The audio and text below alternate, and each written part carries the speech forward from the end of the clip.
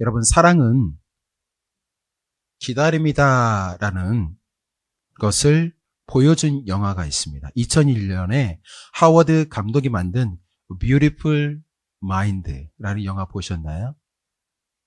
한번 꼭 보셨으면 좋겠어요. 되게 감동적인 영화입니다. 이 영화는 1994년 노벨상을 받은 존 넷이 실제 인물을 가지고 만든 영화예요. 이 존 넷이라는 분은 천재 수학자이고 경제학자였습니다. 프린스턴 대학교에 입학을 하여 20살 때 쓴 논문이 엄청난 방향을 일으키게 돼요. 그래서 그 논문으로 인해서 유명한 학생이 됩니다. 그런데 그에게 정신분열증이 찾아오게 돼요. 그래서 가상의 인물이 보이는 겁니다. 눈에요. 그래서 존 넷시는 그 가상의 인물에 의해서 조정을 당하는 그런 정신병에 걸리게 되는 거예요. 35년 동안 환각과 환청에 시달리는 고통, 질병을 얻게 됩니다. 그래서 학교에서 많은 사람들이 존 넷시를 볼 때마다 저 사람은 유령이다라고 손가락질을 했어요. 그러나 그가 노벨상을 받을 수 있었던 것은 헌신적인 아내의 도움이 있었다는 거예요. 이 영화는 1994년 노벨 경제학상을 받고 그가 소감을 발표하는 장면으로 끝납니다. 제가 영화를 다시 설교를 준비하면서 끝부분을 봤는데요. 그가 이런 소감문을 남기게 됩니다. 들어보세요. 저는 언제나 숫자와 논리를 믿어왔습니다. 평생 그것을 연구해 왔습니다. 그러나 무엇이 진정한 논리입니까?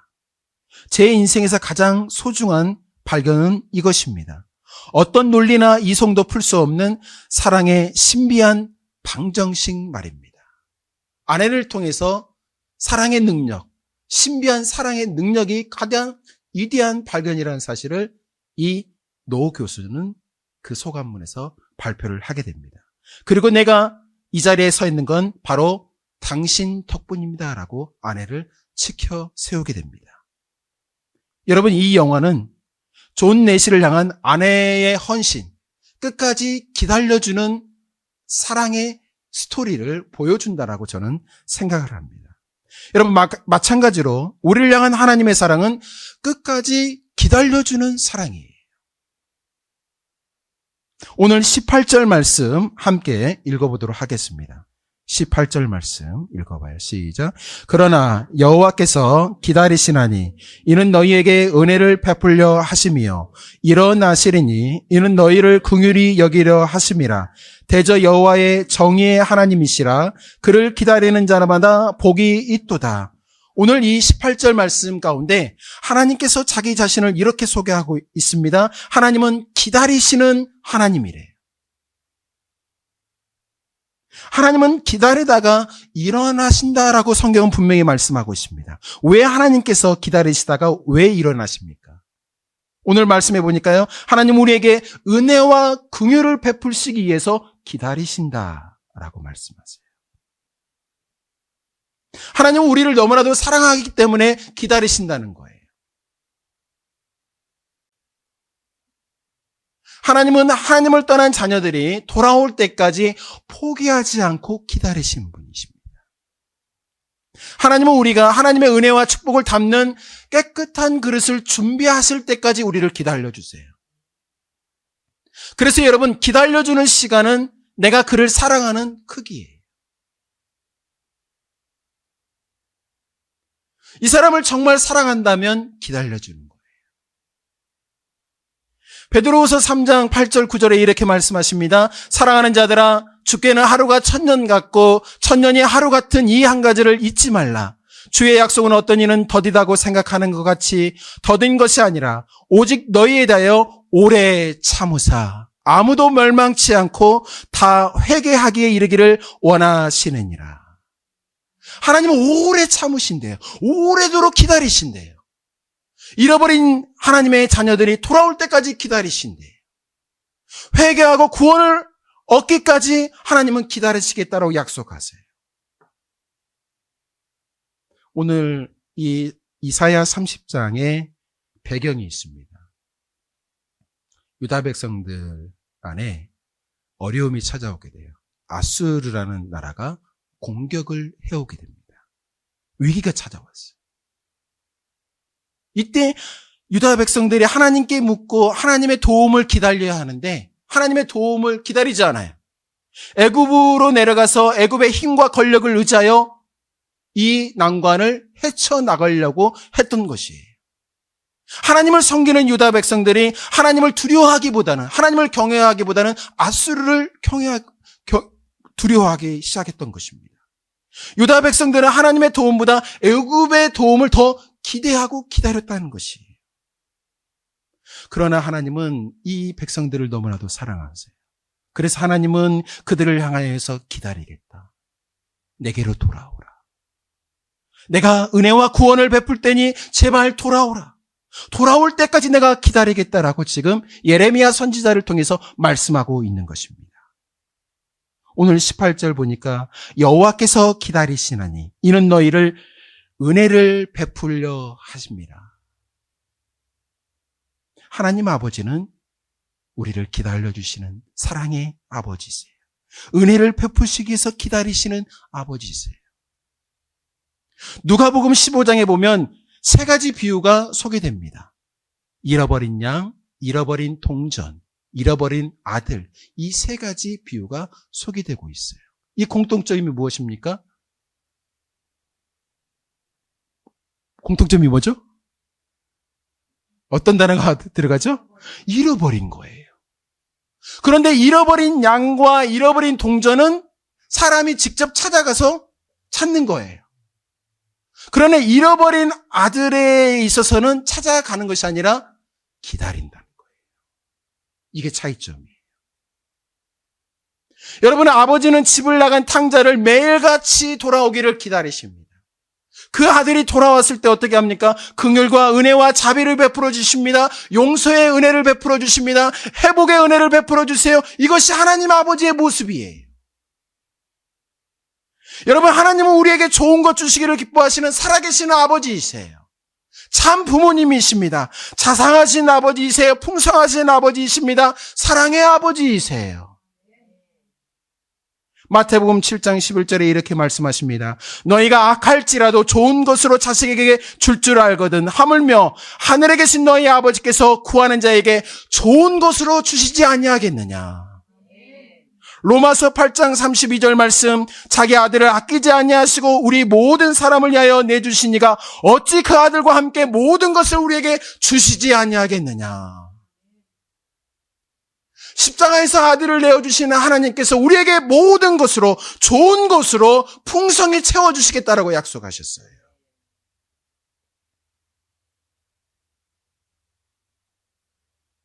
하나님은 풍성히 채워주시기 위해서 기다리세요. 그러나 사람은 기다리지 못해요. 조급해요. 조급하기 때문에 기다리는 것을 어려워해요. 탕자는 기다리지 못하고 아버지에게 유산을 달라고 말을 하고 그 유산을 탕진해버리잖아요. 아브라함은 기다리지 못하고 아내 사라가 보낸 몸종 하갈을 통해서 이스마엘을 낳아버리잖아요. 사울왕은 사무엘을 기다리지 못하고 직접 제사를 드려버리잖아요. 오늘을 사는 저와 여러분은 어떠신가요? 잘 참고 기다려주는 사람이신가요? 생각해보면 여러분, 우리 모든 관계 속에서 서로가 실수를 할 때가 있어요. 모자란 부분이 있습니다. 마음이 안 맞는 부분이 있어요. 기대만큼 기대치가 차지 못할 때가 있습니다. 이때 좀 기다려주는 거예요. 아내와 남편 사이에 서로 품어주고 이해해주고 좀 기다려주는 거예요. 자녀와 자녀 사이에도 여러분 기다려주는 거예요. 격려하고 우리 아들, 딸들이 잘할 수 있도록 격려하고 기다려주는 거예요. 여러분, 성도들 사이에도 부족하고 연약한 부분이 얼마나 많이 있습니까? 그래도 그 사람이 잘 성장하고 믿음이 자랄 수 있도록 기다려주는 거예요. 옆에 있는 사람, 앞에 있는 사람, 남편, 아내가 그냥 건강하게 있어주는 것만으로도 기뻐하고 감사해야 돼요. 정죄하고 비난하기보다는 기다려주는 거예요. 화요일 날 새벽에 제가 깜짝 놀랐어요. 잠을 거의 예쁘게 자고 있는데 갑자기 아내가 와서 여보, 살아있는 거야? 살아있는 거야? 막 이러는 거예요. 새벽에 잠을 자고 있는데. 제가 깜짝 놀랐어요. 막 귀를 막 여기 심장에 막 대보는 거예요. 뛰고 있는지. 그 다음에 코에다가 자기 손가락을 이렇게 대보더라고요. 숨 쉬고 있는지, 안 쉬고 있는지. 여보, 왜 그래? 무슨 일이야? 그랬더니, 여보, 꿈속에서 당신이 죽었어. 진짜인 줄 알았어. 정말 살아있구나. 살아있는 거지. 살아있어. 괜찮아. 꼭 안아줬어요. 아침에 눈을 뜨고 밥 먹는데, 여보, 정말 살아있는 거지? 또 물어봐요. 말 한번 해봐. 일주일 내내요. 아내가 저한테 허깅해주고, 여보, 있어줘서 고마워. 옆에 있어서 고마워. 계속 이러는 거예요. 일주일 내내 얼마나 행복했는지 몰라요. 제가 속으로 이렇게 기도했어요. 주님, 일주일에 한 번씩만 이런 꿈 계속 꾸게 해주세요. 아내에게는 제가 말하지 않았어요. 기도만 그렇게 했어요. 여러분, 옆에 있는 사람이 그냥 있어주는 것만으로도 감사하고 그 사람이 하나님의 은혜로 변화될 때까지 그냥 기다려주는 거예요. 근데 우리 사람들은 너무나도 조급해요. 그러나 우리 하나님은 은혜와 복을 주시기 위해서 우리를 기다리신대요. 하나님은 기다린 자를 인도하시고 기다리는 자에게 하나님의 놀라운 복을 내려주시겠다라고 말씀하여 주셨어요. 그래서 우리를 기다려주시는 하나님께서 우리에게 요구하고 요청하시고 강구하는 것이 무엇입니까? 기다리라. 사랑하는 딸아, 사랑하는 아들아, 좀 기다려라. 라고 우리에게 지금 요청하고 계신다는 것입니다. 우리를 기다려주시는 하나님께서 우리에게 동일하게 요청하시는 것 기다리라. 예레미야가 3장 25절 26절에 이렇게 말씀하세요. 무릇 기다리는 자에게나 구하는 영혼에게 여호와께서 선을 베푸시는도다. 사람이 여호와의 구원을 바라고 잠잠히 기다림이 좋도다. 하나님의 은혜, 하나님의 선하심, 하나님의 구원의 은총을 받을 때까지, 임할 때까지 기다리는 것이 하나님께서 우리에게 요구하시는 것이라는 것입니다. 그렇다면 여러분, 21세기를 살아가는 저와 여러분이 하나님의 은혜와 복을 기다리기 위해서 어떻게 기다려야 할까요? 첫 번째, 하나님의 뜻과 하나님의 때를 분별하면서 기다리셔야 돼요. 하나님의 뜻이 무엇인지, 하나님의 타임, 하나님의 때가 언제인지 분별하면서 기다릴 수 있어야 한다는 것이죠. 하나님의 뜻과 때를 안다면 그 기다림은 괴로움이 아니에요. 축복이에요.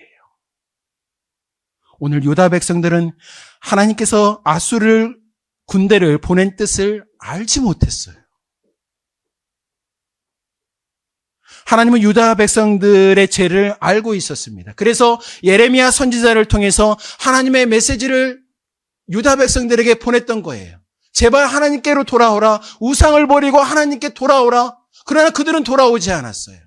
그래서 하나님은 아수르 군대를 일으켜서 유다 백성들을 치십니다. 그러나 그들은 하나님의 이 뜻을 알지 못했습니다.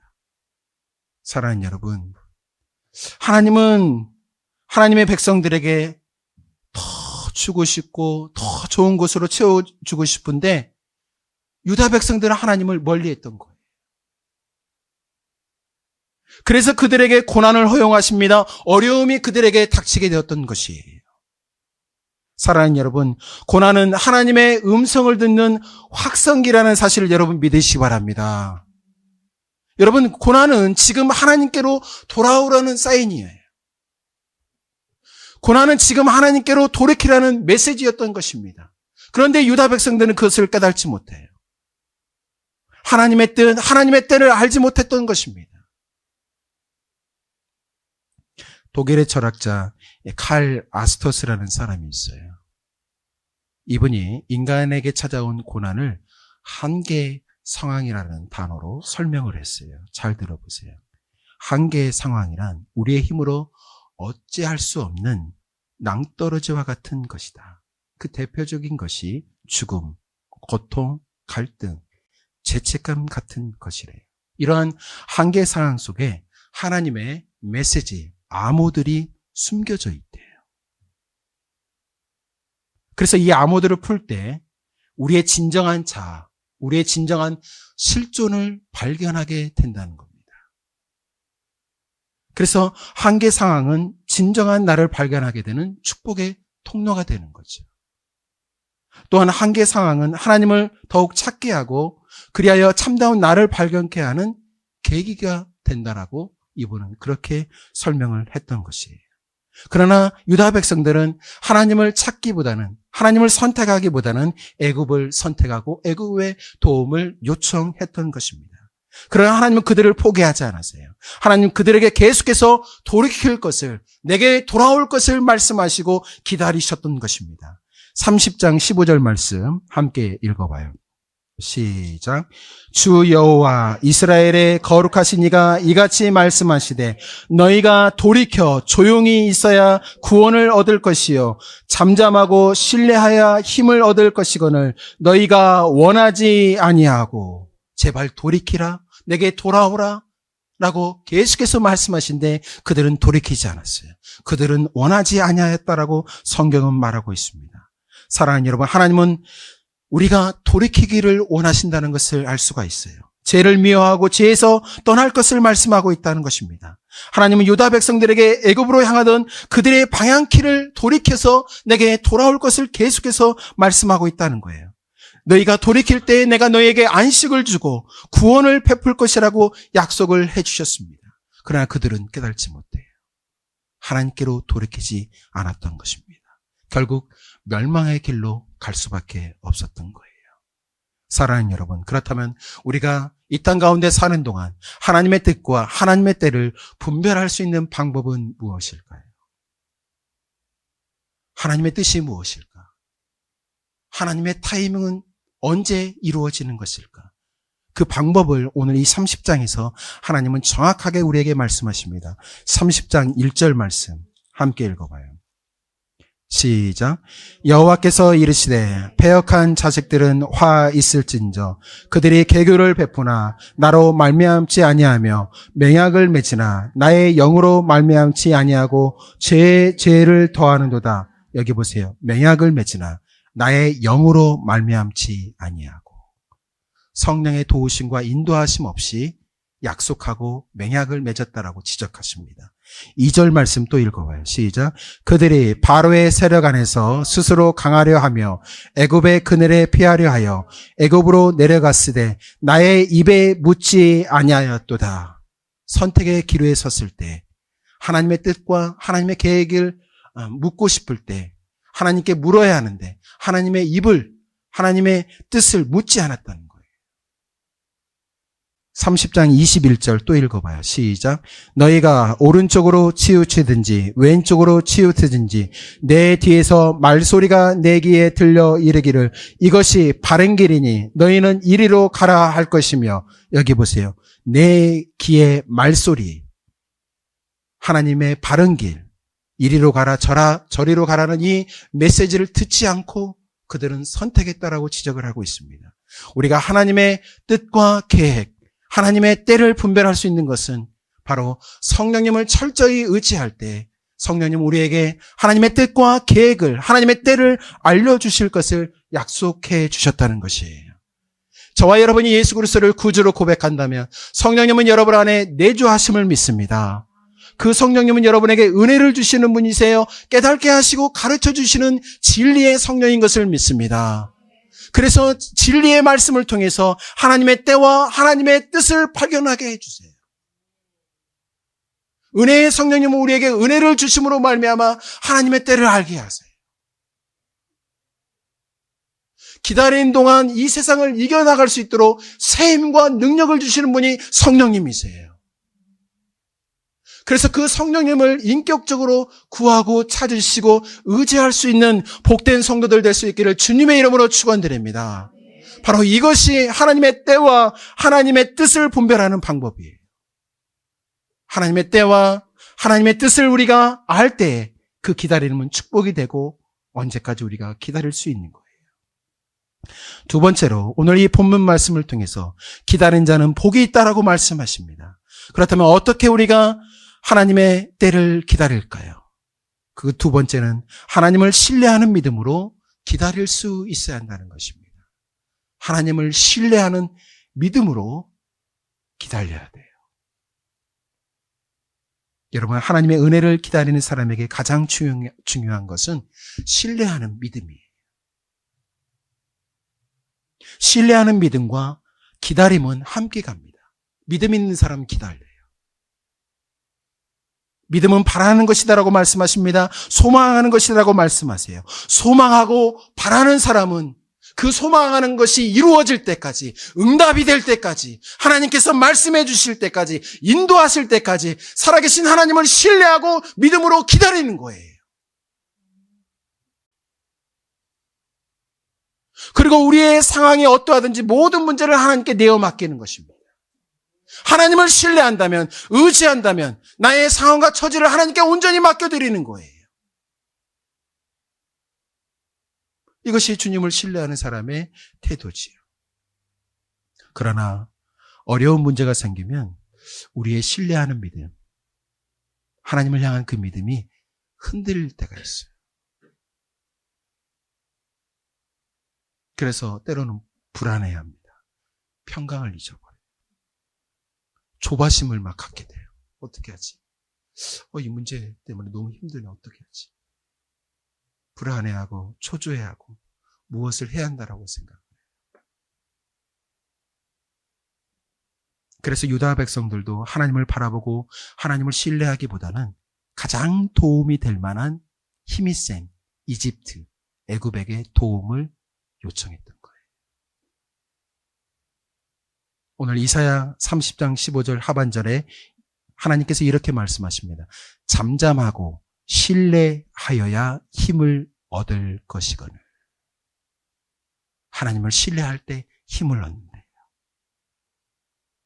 신뢰하는 믿음을 갖고 기다렸을 때 하나님의 도움이 임할 것이다라고 말씀하고 있는 거예요.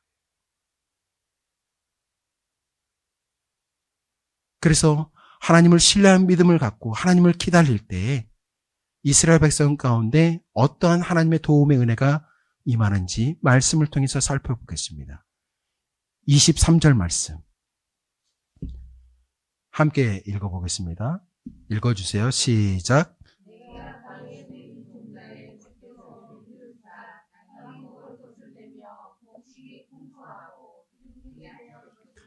그날에 내 가축이 광활한 목장에서 먹을 것이며 거기 보세요. 풍성하게 너희 먹을 것을 채우리라. 약속하십니다. 26절 말씀 읽어봐요. 시작. 여호와께서 자기 백성의 상처를 싸매시며 그들의 맞은 자리를 고치시는 날에는 달빛은 햇빛 같겠고 햇빛은 7배가 되어 7날의 빛과 같으리라. 여호와께서 너희의 상처난 마음, 상처난 곳을 싸매실 것이다. 광활한 햇빛이 너희를 비출 것이다. 약속하세요. 31절 말씀 또 읽어봐요. 시작. 여호와의 목소리에 아수르가 낙담할 것이며 주께서는 막대기로 치실 것이라.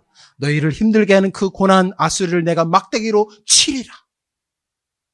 여호와 하나님을 신뢰하는 그 믿음을 갖고 기다리는 자에게 이러한 복을 약속하십니다. 하나님의 도움이 임하면 문제는 축복이 돼요. 하나님의 도움이 임하면 문제는 기적의 재료가 되는 것입니다. 하나님의 도움이 임할 때까지 그 하나님을 신뢰하는 믿음을 갖고 끝까지 기다릴 수 있는 복된 성도들 될 수 있기를 주님의 이름으로 축원드립니다. 여러분, 이러한 삶을 살았던 사람이 다윗이에요. 여러분이 쓰고 있는 시편 말씀이 대부분 다윗이 기록을 했어요. 다윗은 하나님을 향한 신뢰한 믿음을 가지고 있었습니다. 그래서 그는 하나님의 도우심을 바라고 기다리고 기다렸던 거예요. 시편 40편 1절 말씀, 내가 여호와를 기다리고 기다렸더니 귀를 기울이사 나의 부르짖음을 들으셨도다. 기다리고 기다렸대. 이 단어가 반복된다는 것은 너무나도 간절히, 애절하게, 애타게 하나님을 기다렸다는 거예요. 다윗이 이렇게 간절히 하나님을 기다렸던 이유가 무엇일까요? 시편 40편 2절 이렇게 말씀합니다. 나를 기가 막힐 웅덩이와 수렁에서 끌어올리시고. 웅덩이와 수렁이와 같은 아픔, 고난, 괴로움이 그에게 찾아왔던 거예요. 인생의 문제 가운데 풀 수 없는 죽음에 이르는 상황까지 간 것입니다. 이런 상황 가운데 있을 때 하나님의 도우심과 인도하심을 구하고 기다리고 기다렸더니 하나님께서 나를 건지셨도다, 고난에서 나를 올리셨도다, 나를 경고케 하셨다라고 지금 고백하고 있는 것입니다. 그런 다윗이 우리에게 이렇게 말씀합니다. 여호와 그의 능력을 구할지어다, 그의 얼굴을 항상 구할지어다. 사랑하는 여러분, 하나님을 향한 신뢰하는 믿음이 있다면 어떠한 상황 가운데 있을지라도 살아계신 하나님의 능력을 구할 수 있기를 주님의 이름으로 축원드립니다. 항상 주님의 얼굴을 구할 수 있기를 주님의 이름으로 축원드립니다. 그 하나님 여러분과 항상 함께 하세요. 북아메리카에 살았던 체로키 부족이 있습니다. 인문학을 하나님께로라는 책에 소개된 스토리예요. 이 부족은 성인이 되면 독특한 아주 특별한 성인식을 치릅니다. 아버지가 아들의 눈을 가리고 아들의 손을 잡고 깊은 밀림 지역으로 들어가요. 오는 거예요. 그럼 아들은 밤새 그 밀림 한가운데서 홀로 지내야만 돼요. 그래서 밀림에 사나운 짐승들이 울 때마다 이 소년은 엄청난 공포와 죽음의 위기를 경험한다는 거예요. 하룻밤을 이렇게 지내야만이 강인한 성인이 되는 거예요. 칠흑 같은 어두움, 멀리서 들려오는 짐승들의 울음소리, 공포 가운데 떨고 있어요. 그래서 새벽 미명에 밤새 두려움 가운데 떨고 있을 때 태양이 떠오르면서 그 밀림은 서서히 밝아옵니다. 그런데 어렴풋이 사람의 형태가 보여요. 자세히 보니까 아버지였던 거예요. 아버지가 집으로 돌아가지 아니하고 밤새 칼과 창을 들고 아들을 멀리서 지키고 있었던 거예요.